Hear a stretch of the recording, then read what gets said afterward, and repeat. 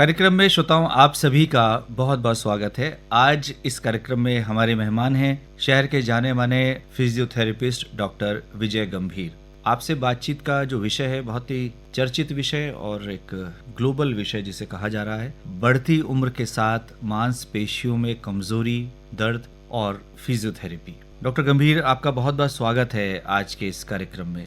धन्यवाद। डॉक्टर गंभीर, जब हम बढ़ती उम्र के साथ मांसपेशियों में कमजोरी की बात करते हैं, दर्द की बात करते हैं, तो इसे मेडिकल टर्मिनोलॉजी में क्या कहा जाता है? बढ़ती उम्र के साथ मांसपेशियों का कमजोर हो जाना सार्कोपीनिया कहलाता है। इसमें मांसपेशियों का जो मसल्स का जो मास है, उसका जो फंक्शन है, उसकी जो परफॉर्मेंस है वो कम होती जाती। सार्कोपीनिया को अगर हम और भी विस्तार पूर्वक देखें तो आज की डेट में इंडस्ट्रियलाइजेशन के बाद जिस हिसाब से ऑटोमेशन और डिजिटलाइजेशन होना शुरू हुआ है, इसका प्रकोप या इसकी जो परेशानी है अब घर घर में होने लगी है। मुख्य कारण जो इसका है वो उम्र तो है ही, उम्र बढ़ने के साथ मांसपेशियां कमजोर होती हैं, चाहे वो पुरुष हो चाहे महिला। लेकिन जो फिजिकल इनएक्टिविटी है या जो इमोबिलाइजेशन होता है बीमारी के कारण, उसके कारण मांसपेशियों की कमजोरी यानी कि जो सार्कोपीनिया है, मसल का जो मास है, उसका जो फंक्शन है, उसकी जो परफॉर्मेंस है,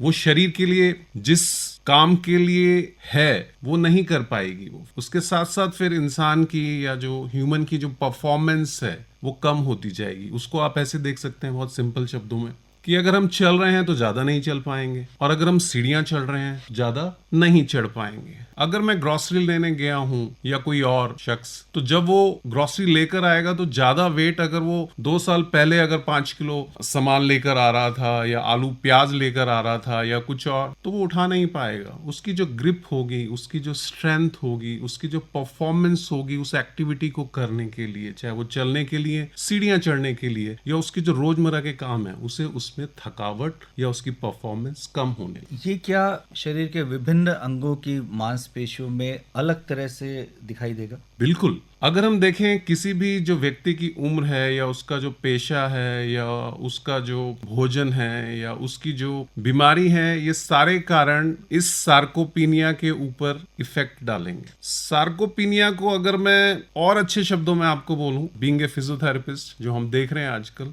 हम ये देखते हैं कि अगर कोई बीमारी होती है, ये तो मैंने बोला कि फिजिकल इनएक्टिविटी या इमोबिलाइजेशन के कारण सार्कोपीनिया या मसल्स के अंदर कमजोरी आ रही है जो उम्र के कारण भी है। लेकिन अगर आपके अंदर कोई बीमारी आ गई तो आप वैसे ही फिजिकल इनएक्टिव हो जाते हैं, और उसके कारण जो मसल्स की जो परफॉर्मेंस है आप ज्यादा नहीं करते, आप एक्टिविटी नहीं करते। तो एक तो उम्र का प्रभाव हुआ और ऊपर से बीमारी का प्रभाव हुआ, और उसके बाद और भी एनवायरमेंटल फैक्टर है। जैसे मैं आज की डेट में क्लाइमेट की भी बात करूं तो अगर यहाँ 35 डिग्री टेम्परेचर में अगर ह्यूमिडिटी ज्यादा है तो आपकी मैनुअल परफॉर्मेंस वैसे ही कम हो जाती है। तो ये जो सारे जो प्रभाव हैं ये मांसपेशियों पे पड़ेंगे, और आपकी मांसपेशियां उम्र के साथ साथ इन सारे दूसरे कारणों के कारण भी कमजोर होती जाएंगी, और उसका सारा जो इफेक्ट होगा वो हमारी बॉडी पे दूसरे मेटाबॉलिक या जो दूसरी जो हमारी नॉन कम्युनिकेबल जो बीमारियां हैं उस पे भी आने लगेगा। या तो हम उससे ग्रसित होने लगेंगे या उससे और परेशान होने लगेंगे। जी, तो बड़े विस्तार से डॉक्टर विजय गंभीर आपने बताया और इसके बहुत सारे कारण आपने गिनाए, और निश्चित तौर पर हमारे श्रोता इस बात को समझ रहे होंगे किस तरह की समस्या उनके साथ है और उसके पीछे क्या प्रमुख कारण है। डॉक्टर गंभीर, अब हम लक्षणों की बात करते हैं, तो प्रारंभिक लक्षण क्या होंगे और कालांतर में किस तरह से वो लक्षण बढ़ेंगे? प्रारंभिक जो लक्षण होंगे वो जैसे मैंने बोला कि जो मांसपेशियों की जो परफॉर्मेंस है, उसके जो फंक्शन है वो कम होने लगे। यानी कि जो आप कार्य कर रहे हैं, जैसे मैंने आपको पहले भी बोला, चाहे वो सीढ़ियां चढ़ रहे हैं, चाहे आप चल रहे हैं, या फिर आप घर के लिए कोई सामान लेकर आ रहे हैं, या फिर आप साइकिल चला रहे हैं, या आप कोई खेल कूद में परफॉर्मेंस कर रहे हैं, या फिर आप कोई और एक्टिविटी कर रहे हैं, वो परफॉर्मेंस आपकी धीरे धीरे कम होने लगेगी। आप कहेंगे जितना मैं पहले चल रहा था उतना नहीं चल पा रहा हूँ, जितना मैं सीढ़ियां चढ़ पा रहा था उतना नहीं चढ़ पा रहा हूं, या जितना मैं सामान पहले लेकर आ जाता था अपने हाथों से या अपने कंधों पे थैले पे लगा के, अब नहीं लेकर आ पा रहा। तो डॉक्टर साहब, क्या इसमें कमजोरी महसूस होगी, थकान होगी या दर्द भी होगा? यस, ये डिपेंड करता है कि उसमें कौन कौन सी मांसपेशियां इन्वॉल्व हो रही हैं। जैसे उम्र बढ़ने के साथ अगर हम बोलें तो पहले जो पेट के आगे की भाग की मांसपेशियां जो हैं वो कमजोर होती हैं। उसके बाद जो हमारे जांग की या थाई के आगे की भाग की, जिन्हें हम क्वाड्रिसेप्स कहते हैं वो वीक होनी शुरू होती हैं। या उसके बाद अगर मैं बोलूं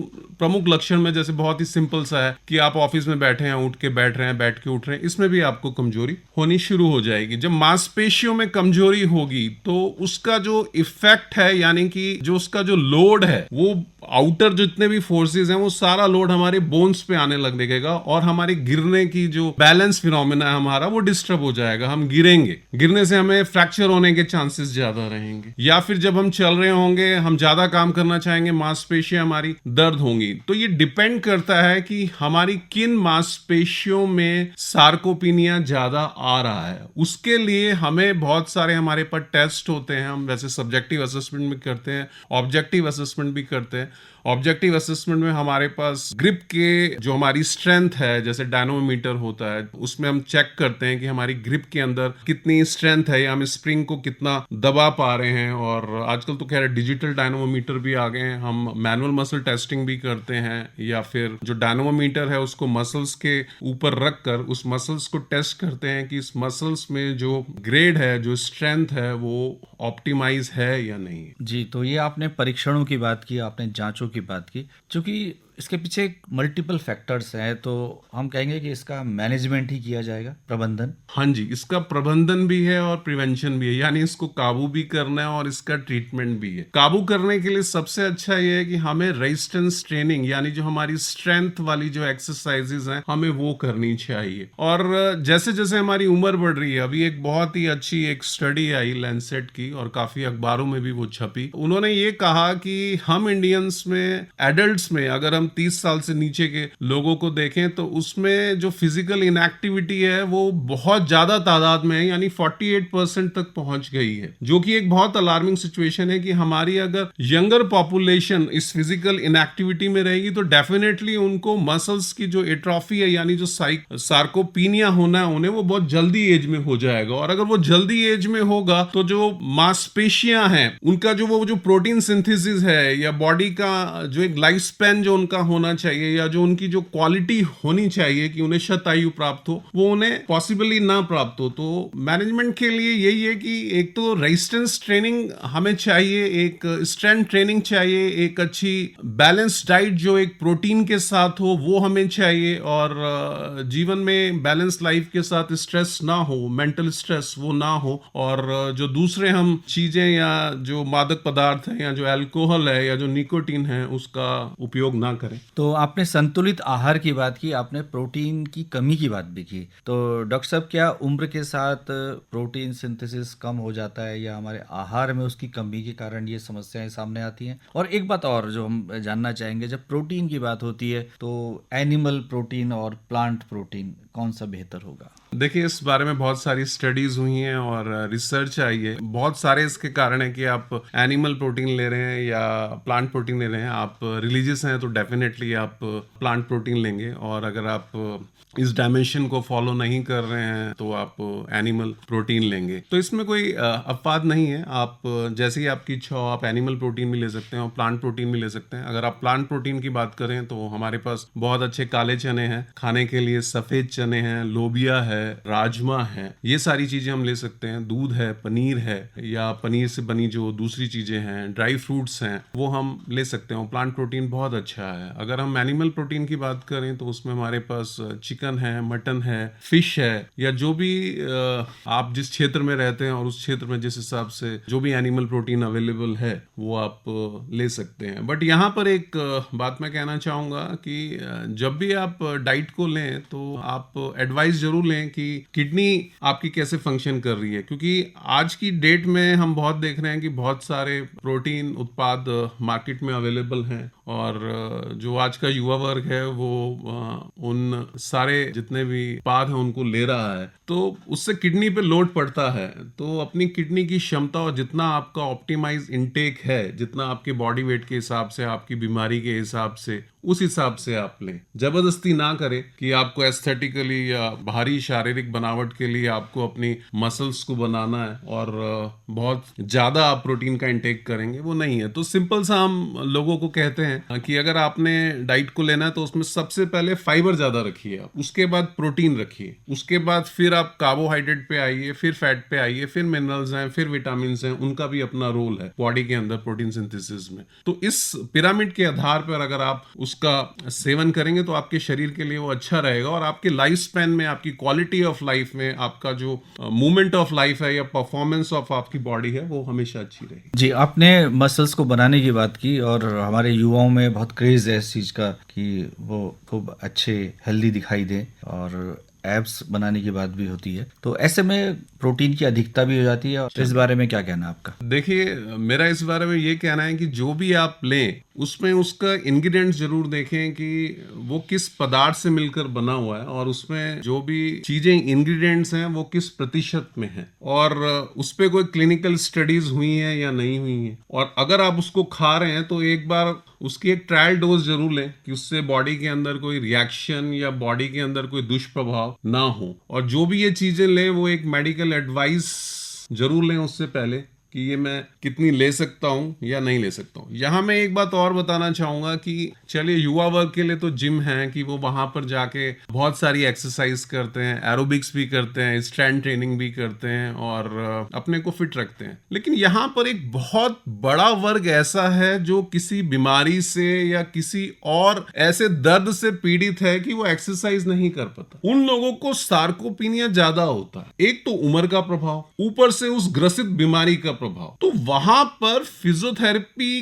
की या फिजियोथेरेपिस्ट की महत्ता या इंपॉर्टेंस बहुत बढ़ जाती, क्योंकि उनमें डर है कि अगर मैं कुछ करूंगा तो इसका कुछ दुष्प्रभाव मेरी हड्डी पे या मांसपेशी पे तो नहीं पड़ेगा। उसके लिए हमारे पास बहुत ही अच्छे या हम एक कस्टमाइज स्ट्रेंथ ट्रेनिंग प्रोग्राम उनके लिए बना सकते हैं। जैसे हम जब स्टार्ट करते हैं तो पहले हम स्टार्ट करते हैं मसल्स के एक्टिवेशन से या आइसोमेट्रिक। उसके बाद हम धीरे धीरे उन्हें प्रोग्रेसिव ग्रेड देके या प्रोग्रेसिव रेजिस्टेंस ग्रेड देके स्ट्रेंथ ट्रेनिंग कराते हैं, उस पर्टिकुलर पार्ट की भी और ग्रॉसली बॉडी की भी। अगर वो पूरी बॉडी चलाने के लायक नहीं है या एमुलेशन में नहीं है या वॉकिंग में नहीं है, तो अगर उनके पेट के आगे की मांसपेशियां वीक हो रही हैं या जिसे मैं बोलूं कि पेट के आगे की मांसपेशियां, जिसे मैं बोलूं कि कोर एंगेजमेंट या बैक के लिए वो बहुत ज्यादा अच्छी हैं, या नी की मांसपेशियां जो क्वाड्रिसेप्स के लिए बहुत ज्यादा अच्छी हैं, या उठने बैठने की मांसपेशियां ग्लूट्स जो उनकी आगे की बॉडी ट्रांसफर को बहुत अच्छा करेगी, तो हम हर मसल्स की एक्सक्लूसिव टेस्टिंग करते हैं, असेसमेंट करते हैं कि मरीज को किस मांसपेशी में कितनी कमजोरी है और उसके अकॉर्डिंगली उसकी इच्छा को लगाते हुए कि वो एक्सरसाइज करने में समर्थ हो, और फिर हम उसको प्रॉपर रिहैबिलिटेशन करते हैं और फिर उसको जो सार्कोपेनिया उसको काबू करते हैं, स्ट्रेंथ करते हैं, जिससे कि उसकी सारी फंक्शनल एक्टिविटी और उसका लाइफ स्पैन आगे का अच्छे से व्यतीत हो। डॉक्टर विजय गंभीर, जब दर्द की बात होती है तो पेन रिलीवर्स का इस्तेमाल भी बहुतायत में हो रहा है हमारे देश में, और आमतौर पर किसी भी तरह के दर्द में हम बिना किसी झिझक के और ओवर द काउंटर जाकर पेन रिलीवर्स ले लेते हैं और उसका प्रयोग भी करते हैं। ये कितना घातक हो सकता है? ये बहुत ज़्यादा घातक हो सकता है अगर आप बिना किसी मेडिकल प्रेस्क्रिप्शन के या एडवाइस के किसी भी ऐसी दर्द वाली दवाई का उपयोग कर रहे हैं। वो लीवर के लिए भी बहुत घातक है और आपके किडनी के लिए भी बहुत ज़्यादा घातक है। दर्द को अगर मैं आम जनता को या आपके श्रोताओं को समझाऊं तो दर्द बहुत भांति भांति का होता है। हमने सार्कोपेनिया की बात करी तो बॉडी के अंदर जो मांसपेशी है उसका दर्द कुछ अलग तरीका है। तो वो जो दर्द है, अगर आप उसको सिंपल रिलीजिंग टेक्निक या रिलैक्सेशन अपने को दें, या जो आप उसके ऊपर जो प्रेशर पड़ रहा है उसको रिलीज कर दें, तो दर्द अपने आप रिलीज हो जाएगा। जैसे हम इजीली कहते हैं कि अगर आपको स्ट्रेन से दर्द हुआ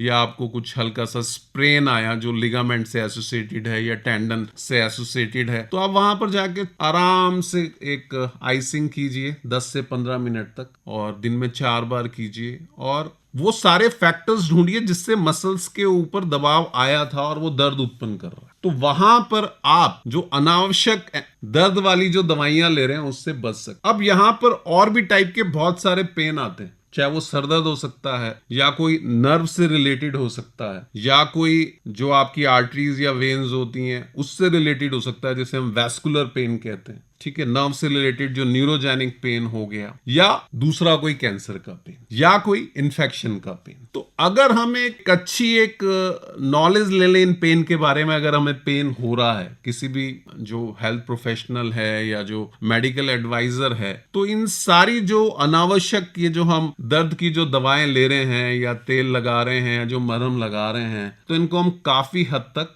कंट्रोल कर सकते हैं या बचा सकते हैं। और हाँ, अगर हमने सार्कोपीनिया पे कंट्रोल कर लिया या प्रिवेंट कर लिया, तो मैं समझता हूं कि जो प्रेशर आगे हड्डियों पे आना है या नर्व पे आना है या ब्लड सप्लाई पे आना है, वो भी काफी हद तक कंट्रोल कर सकते हैं। तो वही है कि हमें इसे काबू करना होगा। जी, तो आपने बताया कि फिजियोथेरेपी इसके लिए सबसे बेहतर विकल्प हमारे पास है और एक बेहतर बिल्कुल फिजियोथेरेपिस्ट की सेवा हम ले सकते हैं, उसकी एडवाइस पर चलकर हम अपने सार्कोपीनिया से छुटकारा पा सकते हैं। अंत में क्या कहना चाहेंगे हमारे श्रोताओं से? अंत में मैं यही कहना चाहूंगा कि जब भी हम कुछ करते हैं लाइफ में, तो इस शरीर के द्वारा ही करते हैं, इस बॉडी के द्वारा ही करते हैं। और आज की डेट में हर बंदा अगर लाइफ को ले रहा है तो वो 4 पैरामीटर्स पे जरूर ले रहा है: रिगार्ड्स, रिस्पेक्ट, रिकॉग्निशन और रेवेन्यू। तो अगर आप फाइनेंशियल हेल्थ की भी बात करें रेवेन्यू जनरेशन के लिए, तो आपको बहुत अच्छा परफॉर्म करना पड़ेगा सुबह से शाम तक। उसके लिए आपकी बॉडी एक अच्छी हेल्दी होनी चाहिए और आपकी बॉडी में एक अच्छा माइंड होना चाहिए जो क्रिटिकल थिंकिंग कर सके और प्रॉब्लम सॉल्व कर सके और सुबह से शाम अच्छी परफॉर्मेंस दे सके। तो इसके लिए आपको एक अच्छी नींद चाहिए और एक अच्छा फिटनेस प्रोग्राम चाहिए और एक अच्छी बैलेंस डाइट चाहिए और एक अच्छी मेंटल हेल्थ चाहिए। तो डॉक्टर विजय गंभीर, आज आप इस कार्यक्रम में आए और आपने बढ़ती उम्र के साथ मांसपेशियों में कमजोरी और दर्द की जो समस्या है और उसका निदान हम फिजियोथेरेपिस्ट की मदद से कैसे कर सकते हैं, इस पर बड़े विस्तार से आपने जानकारी दी और निश्चित तौर पर ये जानकारी हमारे श्रोताओं के लिए लाभदायक सिद्ध होगी। आपका बहुत बहुत आभार। धन्यवाद। धन्यवाद।